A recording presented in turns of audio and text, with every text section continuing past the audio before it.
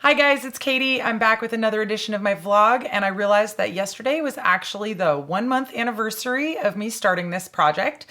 And I started the whole thing with a little bit of a studio update and what's going on with my art projects. So I thought I would do another studio update and share my progress on various projects over the last month.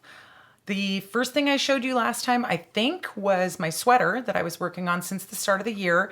Last time we saw this thing, it was just the yoke, just down to the armpits like that. And now it is, whoa, a whole entire body of a sweater. And I have started knitting the arms. And hopefully I will be done with that before it turns too warm to wear a sweater. I'm having to knit a little bit slower than I would like to. Earlier in the month, I was having a little bit of wrist pain. And so I always like to listen to my body. And if I feel like, oop, I'm overdoing it and I need to stop working on this project right now, I make myself stop. Even if I don't want to stop, I've learned the hard way that if I keep knitting when my body hurts, or if I keep sitting at the sewing machine when my shoulders are starting to get kind of cranky because I've been doing it for too long, it's just a recipe for disaster. I'll have to spend 2 or 3 days not doing any projects at all, and not working on any projects at all does not allow me to be my best self. So I definitely want to maintain my physical health while I'm working on my projects and not push it too far. So I feel like I've made good progress on my sweater. I kind of wish it was done already, but that's okay. Knitting is a patient project, and even if I don't get it finished this winter, it'll be around for next winter, right? So that is the update on my sweater project. The other thing that I showed you guys that I was really excited about a month ago was the using yarn to draw on fabric that I have hanging up on the wall behind me. I kind of stalled out on that a little bit. I made the jump from, those are canvas patches behind me. Canvas is very stable and rigid. And I challenged myself to see if I could figure out how to do the same technique on a knit fabric, like a hoodie fabric. And of course, sewing on a knit fabric is much harder because it stretches and goes every which way.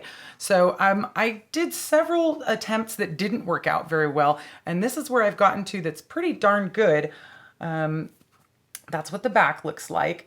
I can stretch it and distort it a little bit, but not too much. I also tried doing my writing technique with this as well. And again, it stretches a bit, but not so much that it distorts the letters. So I'm hoping to keep going with this technique and hopefully draw on some hoodies with yarn in the near future.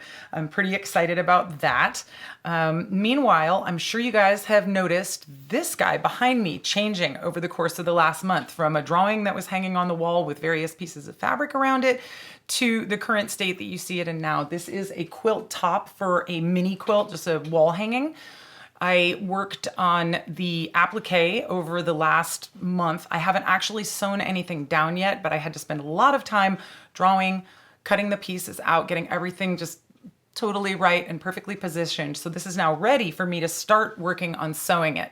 The next thing I'm going to do is stitch down the dark blue, the outline of the moth, with a little zigzag stitch to keep everything in place. And then once I'm done with that, I'm gonna sandwich the whole thing into a quilt sandwich. That's the technical term for those who don't know. For the top of the quilt, the batting, which is the part that makes the quilt thick and warm, and then the back of the quilt, that's the quilt sandwich. So you make the sandwich and then you quilt that whole thing, and then you finish it off with a binding and you have a done quilt. So I'm excited about this one.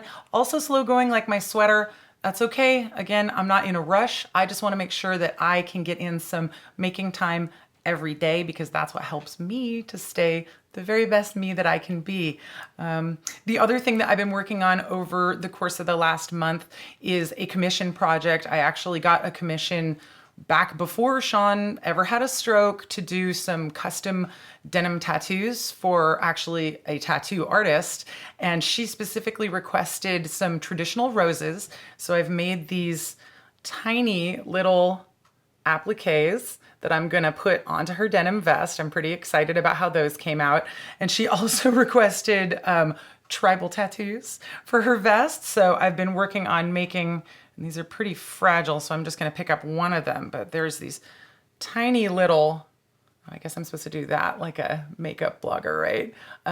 Tribal tattoo for her denim vest. So I'm going to be fusing those down. I use a fusible webbing product to get everything stuck down onto the fabric first so it doesn't shift around, and then I can sew it down and add the final details. So of course I will share with you guys when I finish that one. I'm pretty excited about how that's coming out.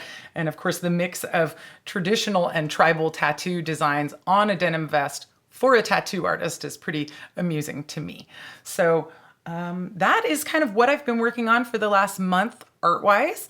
I'm just gonna continue with more of the same. My sweater, sitting right here, and my quilt that I'm working on the wall are my two favorites that I'm working on right now. Of course, I also love working on these little appliques for this denim vest, but that project's almost done. So I'm pretty excited to get that one back to my client who wants her denim vest and has been super patient while I've been sort of stuck in the slow zone of the stroke dimension. That's about it for now. I guess this was a shorty, but I will see you guys in a few days for another vlog update. Thanks for watching. Until then, have a great day.